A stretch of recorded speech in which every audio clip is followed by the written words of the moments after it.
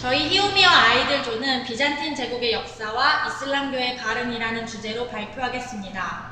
먼저 비잔틴 제국의 세워진 시기부터 멸망까지에 대해 설명하고자 합니다. 비잔틴 제국의 역사는 콘스탄티누스 1세가 로마 제국의 수도를 로마에서 콘스탄티노플로 옮긴 330년에 시작되었습니다. 지금의 터키 이스탄불인 콘스탄티노플은 공용어로는 그리스어를 사용하였고 수도인 콘스탄티노플은 그리스 로마 문화의 전통이 잘 보존되어 있고 대학을 중심으로 학문 연구가 활발한 문화의 도시이자 유럽과 아시아를 잇는 국제무역의 중심지로 번영을 누렸습니다.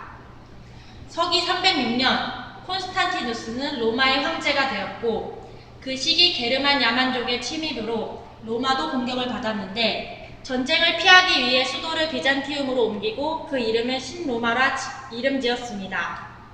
후세의 황제가 죽자 그의 이름을 기리기 위해 콘스탄티노플로 수도명을 바꾸었습니다. 그 당시 로마 시민 중 기독교인들이 아주 많았습니다. 또한 콘스탄티누스는 로마 황제 중으로는 첫 기독교인으로 개종하였고 로마의 기독교인들은 감옥에 갇히거나 사형을 당하지 않게 된다는 생각에 아주 기뻐했습니다. 그 시기 로마의 비기독교인들은 매우 싫어했습니다. 많은 불만이 터져나왔고 나라의 분위기는 어지러워져서 395년 테오도시우스 황제는 로마를 동서로마 제국으로 나누었습니다. 각 도시는 두 아들이 다스렸는데 476년 서로마 제국의 마지막 황제인 로물루스 아우구스툴루스는 게르만족 장군 오도아케르에 의해 왕위를 빼앗겼고 수년간 지켜왔던 로마 제국은 멸망의 길로 들어오게 되었습니다. 하지만 동로마 제국은 계속 번영하였습니다.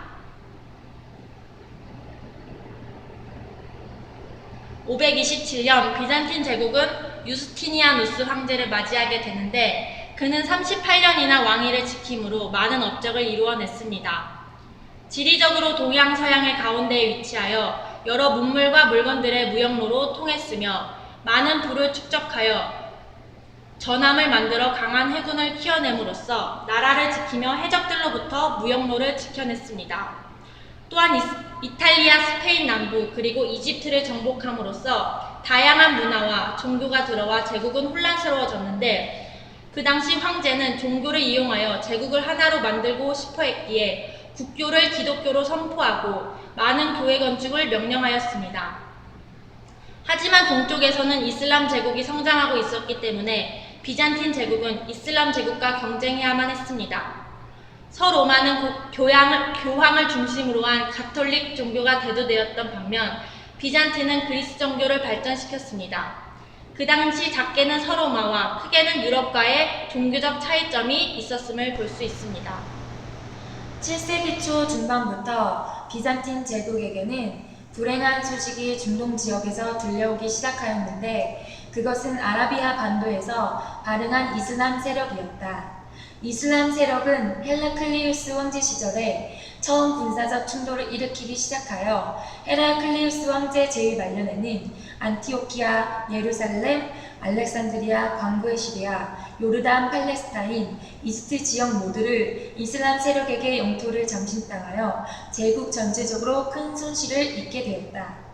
이런 외부 세력에 의해 제국의 앞날이 불안한 시기에 내부적인 문제가 발생하였는데 그것은 파시레오 3세가 성상 숭배 금지를 주장하자 100년이 넘도록 논쟁이 벌어지면서 많은 성당들이 파괴되었다.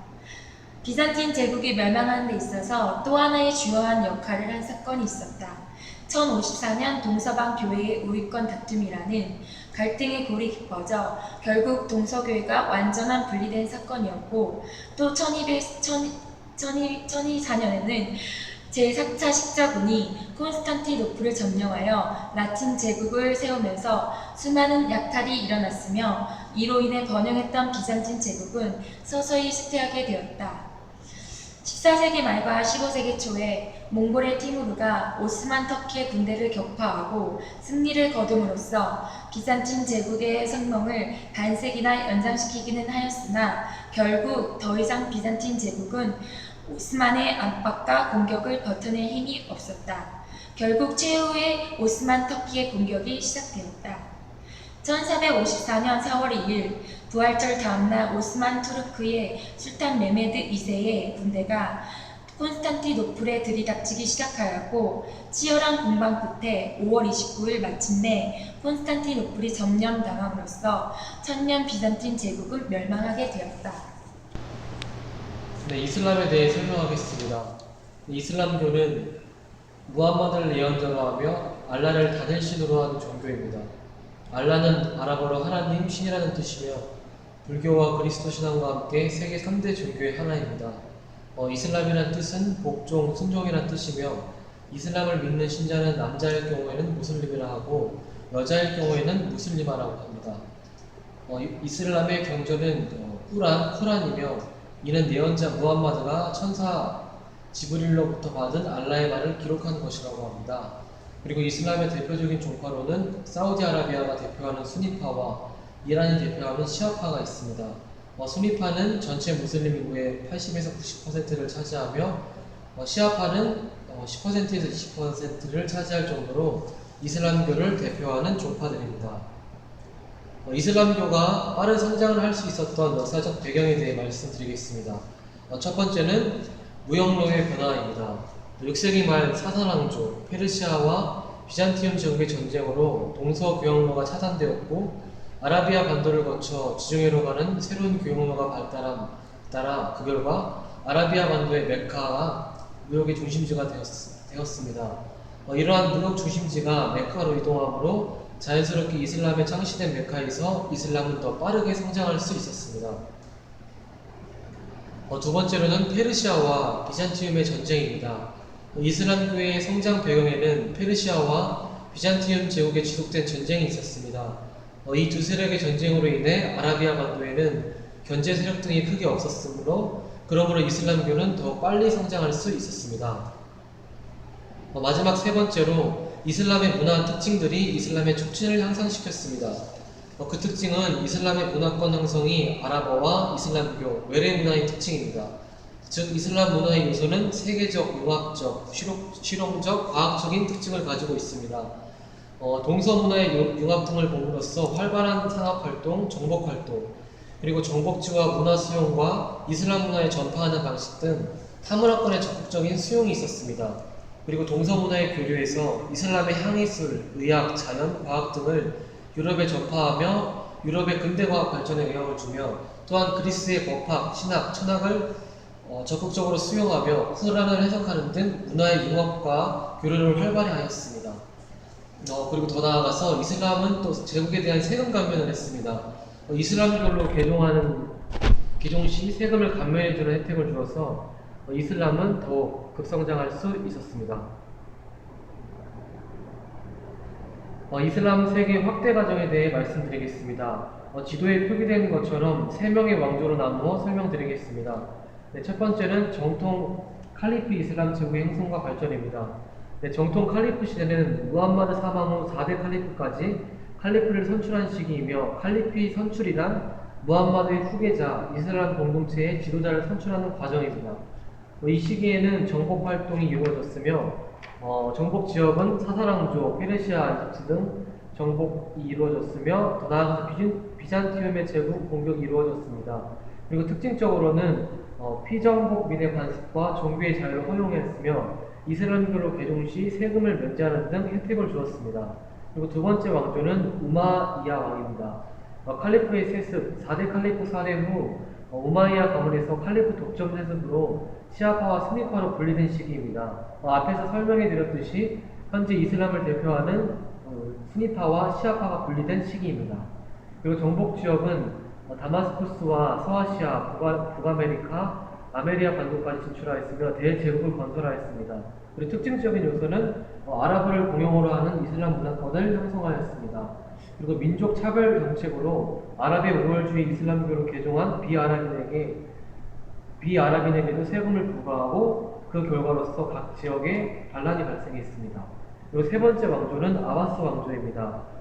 수도 바그다드에서 동서 교류와 학문, 예술, 문화의 중심지로 발전하고 정복 활동은 당과의 탈라스 전투에서 승리하며 동서 교역로를 장악하고 활발한 무역을 이루었습니다. 그리고 경제적, 문화적 번영과 원거리 교육을 발달하였으며 정책은 민족 차별 정책 폐지와 공용어 아랍어, 이슬람법으로 제국을 통치하고 종교와 언어를 통일하였습니다. 이슬람과 기독교의 차이점에 대해서 말씀드리겠습니다. 첫 번째로는 성경의 권위 문제입니다. 성경관에 있어서 기독교와 무슬림 사이에는 기본적인 차이점이 상존하고 있습니다. 역사적인 기독교 신앙은 우리가 지금 소유하고 있는 성경은 하나님의 말씀이요 신실성이 완전히 갖추어진 책이라고 믿고 있습니다. 그러나 코란은 하나님께서 몇몇 예언자들에게 책을 주셨으며 무슬림들은 이 책들을 하나님으로부터 전수받은 것으로 믿고 있습니다. 또한 이슬람교회는 모세의 책과 다윗, 예수, 그 외 여러 예언자들의 책을 믿고 있으며 예를 들어 모국어로 기록된 성경의 사본이 어느 무슬림의 손에 쥐어져 있다면 그는 그 책에 입을 맞추면서 이렇게 말할 것입니다. 이 책은 코란이 승인해주는 하나님의 말씀이다. 이처럼 코란과 성경에 유사한 부분이 있습니다. 그러나 분명 코란과 성경에 나타나는 하나님의 권위는 다릅니다. 두 번째는 구원받는 길입니다. 이슬람교와 기독교의 양자간의 또 다른 중요한 차이점은 다음과 같은 질문을 했을 때 나오는 대답의 차이에 있습니다. 즉 나는 무엇을 하여야 구원을 받을 수 있습니까? 기독교의 대답은 바울이 빌립보 감옥에서 그러했듯이 주 예수를 믿으라. 그래야만 너와 내 집이 구원을 얻으리라. 사도행전 16장 31절 말씀처럼 구원이란 자신의 신뢰를 그리스도께 두며 자신의 선행 따위로는 성취될 수 없음을 고백하는 자들에게 주시는 하나님의 자유스러운 선물이며 더 나아가서 너희가 그 은혜를 인하여 믿음으로 말미암아 구원을 얻었나니 이것이 너희에게서 난 것이 아니요 하나님의 선물이라.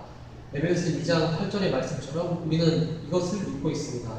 하지만 무슬림의 대답은 하나님과 그의 사도 무하마드를 믿으라. 그리고 하나님께서 요구하시는 일을 행하라.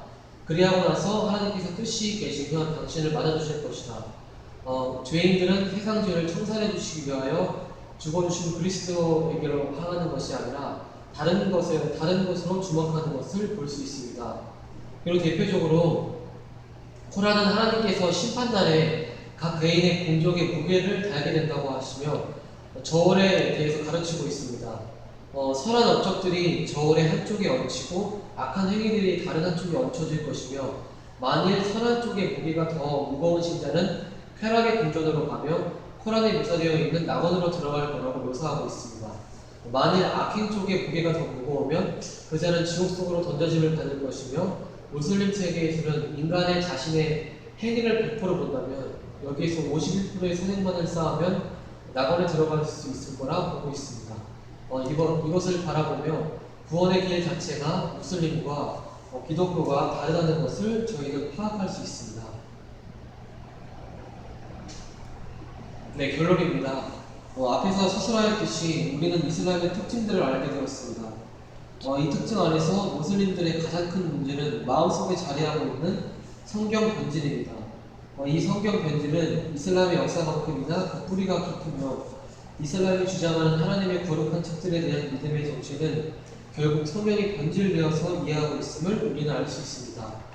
또한 그들은 성경이 왜곡되었다는 것을 알 기회가 없으며 책을 볼 수 있는 기회도 갖지 못하고 있습니다.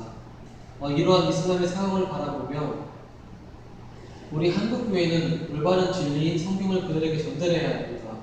이런 쪽으로 그들에게 전달하는 방법도 있지만 이런 쪽의 방법보다 우리 크리스찬의 삶으로 말씀을 보여주며 그들을 섬기고 그들을 품어야 한다고 생각합니다. 그러기에 현재 우리 한국교회는 삶으로 말씀을 그들에게 설명하며 진리를 올바로 가르쳐야 할 목표의식을 가지며 나아가야 한다고 생각합니다. 이상 저희 발표를 마치겠습니다. 감사합니다.